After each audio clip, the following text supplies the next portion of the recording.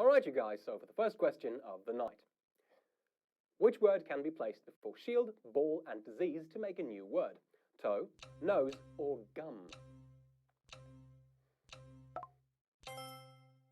Now, the world's largest gumball comes in at a weight of 175 pounds and 62 feet in diameter, and chewing gum burns 11 calories per hour, which makes it the ideal diet if you chew 12 gums every second of every day. And if you don't, gum, nonetheless, is still the correct answer we were looking for here. Yes, the correct answer is gum.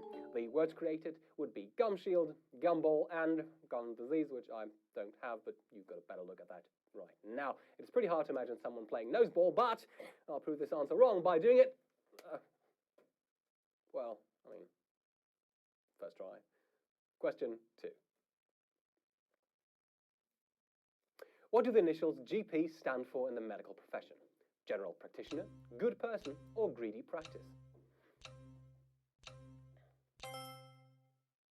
Now, outside the medical profession, of course, GP could also stand for Grand Prix. In the medical profession, it saw use as early as the 19th century. There are currently almost 42,000 GPs in all of Britain. So, doctor, give me the news. It's general practitioner. Yes, the correct answer here is general practitioner. In the medical profession, a general practitioner is a medical doctor who treats acute and chronic illnesses and provides preventive care and health education to patients.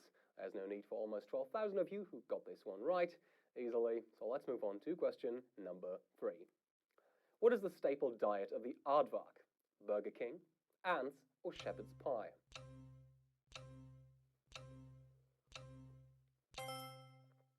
Now, here's something very special that aardvarks can do. While digging, they can close their nostrils to keep bugs and dirt out. That, of course, is a skill which would also come in handy in your daily tube ride.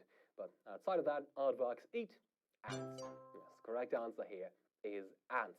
An aardvark is not quite the same as an anteater, although both species do rely on a diet of ants in order to survive. And 11,154 of you survived question number 3.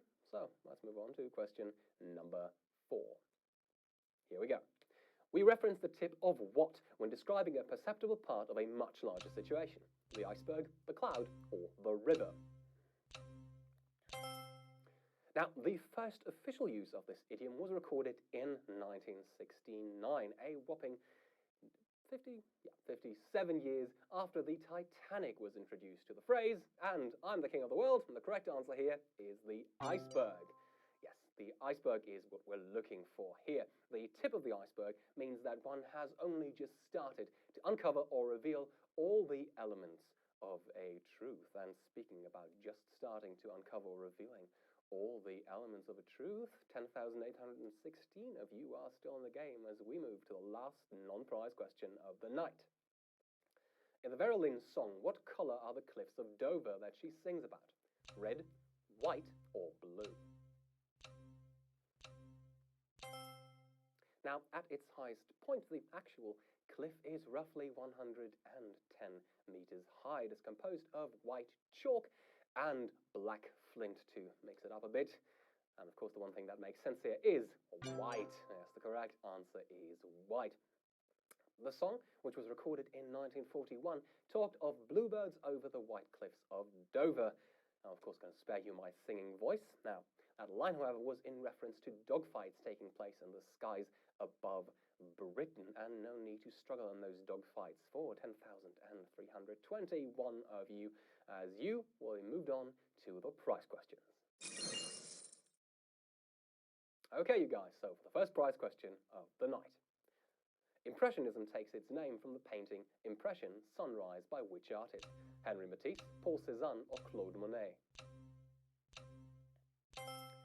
Now, the painting was stolen in 1985 when 9 men robbed the Marmottan Museum at gunpoint. If you're still looking for it today on the black market, you'll have a hard time because it resurfaced in 1991.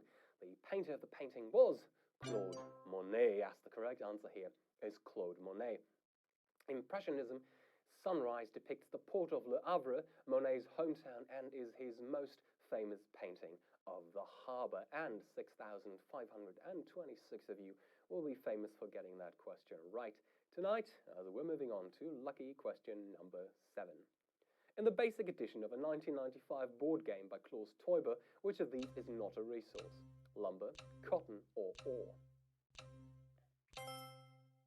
Now, as the name vaguely gives away, Klaus Teuber is German. However, for a board game designer, he had a rather unusual profession, and that was dental technician. To this day, he still plays his own game online, although anonymously. But one resource he won't use in the basic edition is cotton. Yes, the correct answer here is cotton. In Settlers of Catan, which is the board game we're talking about here, the only material given to players from which clothing can be made is wool. Cotton is not a resource in the game, and I see that was quite a tricky question. The majority of you got it right, but it eliminated almost 3,500 players, but 3,566 of you got that one right. So, tension in the air as we move on to question number 8. Which of these traditional instruments can measure systolic and diastolic blood pressure within the same single use? Medical thermometer, stethoscope, or sphygmomanometer? Now, the instrument was first introduced in the 19th century, and the word is a combination of the Greek for pulse and the French for pressure meter, and that word translates to sphygmomanometer. Yes, the correct answer here is sphygmomanometer. It is a device used to measure blood pressure, composed of an inflatable cuff to collapse and then release the artery under the cuff in a controlled manner, and a mercury or mechanical manometer to measure the pressure. And the pressure keeps moving on for 2,676 of you still in the match as we move on to question number 9. How many legs does a bipedal creature use to walk? 2, 4, or 8?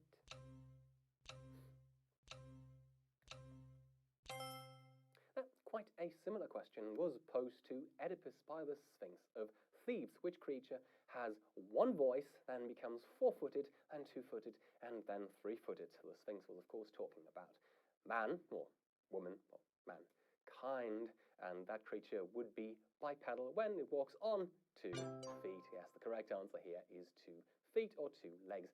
A 4-legged animal is known as a quadruped, whereas one with 8 legs would be known as an octoped. And 2,588 of you got that one just right, so use your 2 legs and walk on to question number 10. Which of these viruses was reported to have had a 28,616 suspected cases in a 2013 to 2016 outbreak? Ebola, malaria, or Marburg? Now, there is no specific treatment just yet for the disease we are looking for.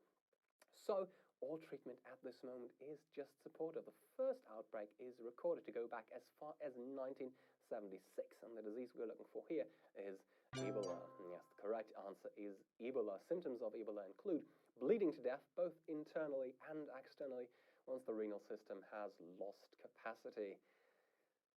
Not a very pleasant thought, but nonetheless, 2,289 of you got that one right. Here's a more pleasant thought. You'll be moving on to question number 11. Which of these would not be considered a component of one of Earth's regoliths? Pedalith, saprolite, or imbrium? Now, the word regolith itself loosely translates to stone cover from ancient Greek. It can be quite thin, or it can be hundreds of meters thick. It is, however, never composed of imbrium. Yes, the correct answer here is imbrium. Now, imbrium is the name given to one of the moon's seas, whereas pedalith is another name for soil, and saprolite is oxidized bedrock. So, from the town of Bedrock, 1,070 of you are still in the match as we move on to the final question of the show.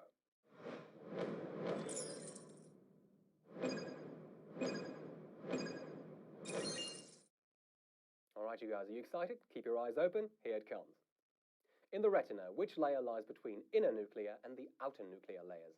Ganglion cell, outer plexiform, or pigment epithelium? Okay, so in very, very basic terms, the ones I understand, this layer is used for highlighting objects brighter and darker than the background. It is also part of the process of creating contrast. I'm talking about the outer plexiform layer. Yes, the correct answer here is outer plexiform. This particular layer consists of densely packed neural synapses and does assist with sending vision messages to the brain. So speaking of vision messages and sending them straight to your brain, let's have a look at those prize tiers. Now, with so many people still in the game, prices are quite low.